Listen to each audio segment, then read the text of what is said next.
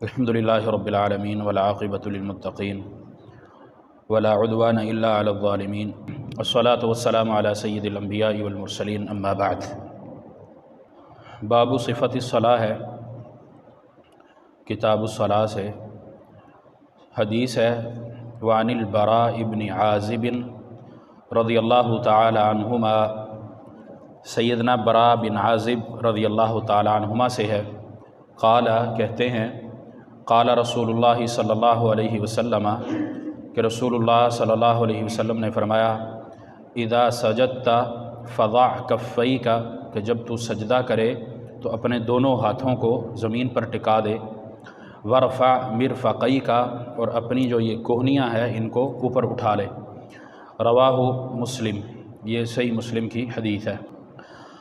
رسول اللہ صلی اللہ علیہ وسلم کی حدیث براء بن عازب سے رضی اللہ تعالیٰ عنہ۔ سجدے کے حوالے سے ہماری بات گزشتہ درس میں بھی چلی تھی، سجدے کا طریقہ، کن آداب پر سجدہ ہونا چاہیے، کس طریقے سے ہونا چاہیے، تو اس سے متعلق بات ہوئی تھی۔ ہاتھوں سے متعلق یہ بات ہے، گزشتہ درس میں بھی یہ بتایا تھا کہ ہاتھ ہم عام طور پر سجدے میں جب رکھتے ہیں تو پورے نہیں رکھتے۔ آج صبح فجر میں بھی یہ سوال ہوا تھا۔ ہاتھوں کی رکھنے کی کیفیت اور ہاتھوں کے رکھنے کا مقام سجدہ کی حالت میں، اس کو سمجھ لیں۔ سجدہ کی حالت میں ہاتھ رکھنے کا جو مقام ہے، یعنی جگہ جو ہے وہ کون سی ہے، وہ نہ تو یہ کندھوں کے پیچھے اس طرح ہے کہ ہم اس طرح ہاتھ رکھیں ہمارے برابر ہوں، اور نہ یہ کان اس کے آگے ہے، نہ اس طرح ہے کہ ہم کانوں کو ہاتھ لگا کے سجدہ کر رہے ہوں۔ یہ تینوں ہی طریقے درست نہیں ہیں۔ ہاتھ اس طرح رکھے ہونے چاہیے کہ ہاتھ اور یہ انگلیاں یہاں سے لے کر یہاں تک یہ کان اور کندھوں کے درمیان ہو، یعنی اس مقام پر ہو، یہ اس کے برابر۔ یہ ہم سر رکھیں تو ہمارے ہاتھ اس کے برابر ہونے چاہیے، نہ پیچھے نہ آگے۔ یہ دونوں ہی طریقے، تینوں طریقے درست نہیں ہیں، ایک چیز۔ دوسری چیز، سجدہ کی حالت میں ہاتھ سیدھے ہونے چاہیے، انگلیاں سیدھی ہونی چاہیے اور ملی ہونی چاہیے۔ یہ طریقہ درست نہیں ہے۔ یا اس جگہ پر ہم اس طرح ہاتھ رکھ لیتے ہیں، یہ درست نہیں، یا اس طرح کر لیتے ہیں، یہ بھی درست نہیں۔ کسی بھی حالت میں اس حالت کے علاوہ کوئی حالت اپنانا سجدے میں درست نہیں ہے، ایک چیز۔ دوسری جو اس حدیث میں ذکر ہوئی، رسول اللہ صلی اللہ علیہ وسلم کے وعدے فرمان سے ہے، کونیوں کے حوالے سے۔ کونیاں پچھلے درس میں نے ذکر کیا تھا کہ کونیوں کا تعلق جسم کے کسی بھی حصے سے نہیں، سجدہ کرنے سے لے کر اٹھنے تک، یعنی کہ نہ سجدہ کرتے ہوئے، نہ سجدے کے اندر، نہ سجدے سے اٹھ کر سہارا لینا، یا سجدے کے اندر کونیاں اپنی اس جگہ پر رکھ لینا، رانوں پر ٹکا لینا، یہ طریقہ کار درست نہیں ہے۔ سجدے کی حالت میں یہ درست نہیں ہے۔ درست کیا ہے کہ کونیاں الگ ہوں۔ با جماعت نماز کے حوالے سے بھی بات پچھلے درس میں ہو چکی ہے۔ تو جب بندہ اکیلا نماز پڑھتا ہے پھر تو اس کو کھول لے کہ بغلوں کی سفیدی نظر آئے، جس طرح پچھلی حدیث میں ہم نے پڑھا ہے، اور امام طبری رحمہ اللہ نے اس میں نبی علیہ الصلوۃ والسلام کے ایک نقطہ بھی ذکر کیا تھا۔ باقی جب آپ باجماعت ہیں تو پھر کونیاں ساتھ ہوں جسم کے، لیکن کسی بھی حصے کے ساتھ لگنی نہیں چاہیے۔ ایک حدیث ملتی ہے، سیدنا ابو ہریرہ رضی اللہ تعالیٰ عنہ سے ہے، ابو داؤد کی روایت ہے کہ نبی علیہ الصلوۃ والسلام سے شکایت کی گئی لمبے سجدے کی تھکاوٹ پر، تو اس میں ہے کہ آپ صلی اللہ علیہ وسلم نے کچھ سستانے کے لیے، اتنا لمبا سجدہ ہمارا تو آج کل ہے ہی نہیں ہے، نہ اجتماعی نہ انفرادی، وہ تو بات ہی الگ۔ تو تھکاوٹ کا مطلب بہت لمبا سجدہ ہوتا تھا۔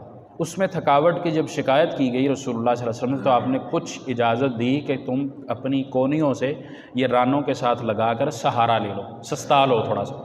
لیکن یہ روایت سنداً درست نہیں ہے، یعنی کہ یہ ضعیف روایت ہے۔ اس سے یہ بات بھی پتہ چلتی ہے کہ جو اس بات کی حجت پکڑتے ہیں یا یہ سہارا لیتے ہیں، نماز میں سستی کی وجہ سے ہو یا کسی اور وجہ سے ہو، تھکاوٹ کی وجہ سے ہو، یہ جائز اور درست طریقہ نہیں ہے۔ نبی علیہ السلام کے وعدے فرمان موجود ہے، تو جب ہم نے سجدہ کرنا ہی ہے تو پھر اس کو ہم پورے خشوع اور خضوع کے ساتھ کریں۔ اسی طرح نیند کا مسئلہ بھی ہے کہ نماز کے اندر جھونکے لگانا، نیند آنا، یہ بھی نماز کے ساتھ اس کا تعلق نہیں ہے۔ آپ کو نیند آ رہی ہے، سو جائے۔ جب دماغ ہی حاضر نہیں ہے تو پھر نماز پڑھنے کا کیا فائدہ ہے؟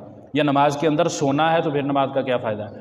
تو اس لیے نماز، اب اس کا مطلب یہ بھی نہیں ہے بندہ کہے میں جی فجر میں تو اٹھ ہی نہیں سکتا اس لیے میں سویا رہا ہوں 11 بجے تک، یہ بھی طریقہ درست نہیں۔ کیوں؟ نماز وقت مقررہ پر ہے، آپ رات کو عشاء کے بعد سو جائیں، یہ وقت مقرر ہے۔ آپ رات کو 3 بجے 2 بجے تک 1 بجے تک گپے ہانکتے رہیں، یہ شریعت کا کوئی مسئلہ نہیں ہے، یہ آپ کا اپنا ذاتی مسئلہ ہے۔ تو اس لیے اپنی تمام ایکٹیویٹی اس طرح کی کریں کہ فجر کی نماز میں اٹھنا چاہیے، اس کے اندر نیند نہ آئے، اٹھ کر آئیں تو نیند نہ آئے، چستگی کے ساتھ آئیں۔ اور اسی وجہ سے رسول اللہ صلی اللہ علیہ وسلم نے وضو کے اندر خاص طور پہ غلو کرنے کا بھی حکم دیا، جب ہم فجر کا خاص طور پہ کرتے ہیں۔ رمضان روزے کی حالت میں تو نہیں، کیونکہ شیطان نے جو گانٹھیں باندھی ہوئی ہوتی ہیں وہ کھلتی ہیں، جب بندہ ناک میں پانی چڑھاتا ہے، زور سے کرتا ہے، وضو کرتا ہے، چستگی آتی ہے، اور وضو جتنا اچھے طریقے سے کیا ہوگا اتنی زیادہ چستگی آئے گی۔ اب یہ ہر کسی پر ہے کہ وہ نماز کے اندر کتنا زیادہ چست ہوتا ہے۔ تو رسول اللہ صلی اللہ علیہ وسلم نے اس چیز سے منع کیا ہے کہ ہاتھوں کی کیفیت سیدھوں کے علاوہ کوئی اور ہو، یا انگلیاں کھلی ہوئی ہوں، یہ منع ہے۔ ہاتھ سیدھے ہونے چاہیے، انگلیاں ملی ہونی چاہیے، اور اس جگہ سے اس جگہ کے درمیان ہاتھ ہونے چاہیے۔ کونیوں کا تعلق نہ جسم کے کسی حصے سے ہے نہ زمین سے ہے، زمین پر بھی نہیں رکھنی، نہ مردوں کے لیے نہ عورتوں کے لیے۔ اس کے اندر آپ صلی اللہ علیہ وسلم نے کوئی تخصیص نہیں کی۔ ہمارے ہاں جو سجدہ کیا جاتا ہے کہ عورتوں کا جی پردہ ہے، تو پردہ سجدے میں ہمیں کیوں یاد آتا ہے، باقی جگہوں پر کیوں نہیں آتا؟ یہ ہم نے ایسے خام خواہ شریعت کو اپنی طرف سے موڑا ہوا ہے۔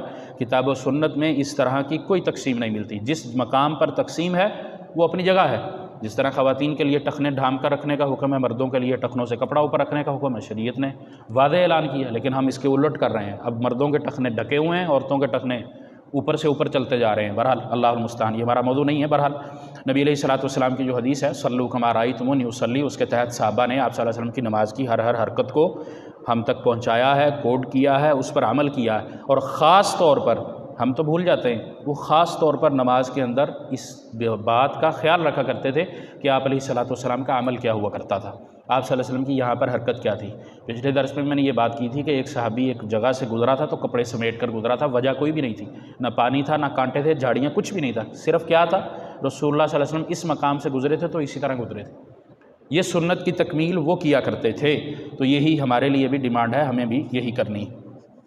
برا بن عازب رضی اللہ تعالیٰ عنہما، یہ باپ بیٹا دونوں ہی صحابی ہیں، ابو عمارہ ان کی کنیت ہے، اور ان کا جو سلسلہ نسب ہے وہ ہے برا بن عازب بن حارث بن عدی۔ انصار کے قبیلہ اوس کے فرد تھے، اس لیے انصاری اور اوسی کہلائے ہیں۔ غزوہ بدر کے موقع پر کم عمری کی وجہ سے شریک جہاد نہ ہو سکے۔ پہلا مارکہ جس میں انہوں نے شرکت تھی وہ احد یا خندق، اس میں بھی مورخین کا اختلاف ہے کہ احد میں شرکت کی یا خندق میں کی۔ بدر میں اگر اجازت نہیں ملی تو غالب گمان یہ ہے کہ احد میں بھی نہیں ملی ہوگی، کیونکہ وہ بدر کے اگلے سال ہی تو احد تھی، اس کے بعد خندق کی، تو خندق میں پھر اجازت ملی ہوگی، یہ زیادہ راجع بات معلوم ہوتی ہے۔ کوفہ میں 72 ہجری میں ان کا انتقال ہوا۔ باقی جنگ جمل، صفین، یہ ساری نہروان، اس میں سیدنا علی رضی اللہ تعالیٰ عنہ کے ساتھیوں میں سے تھے۔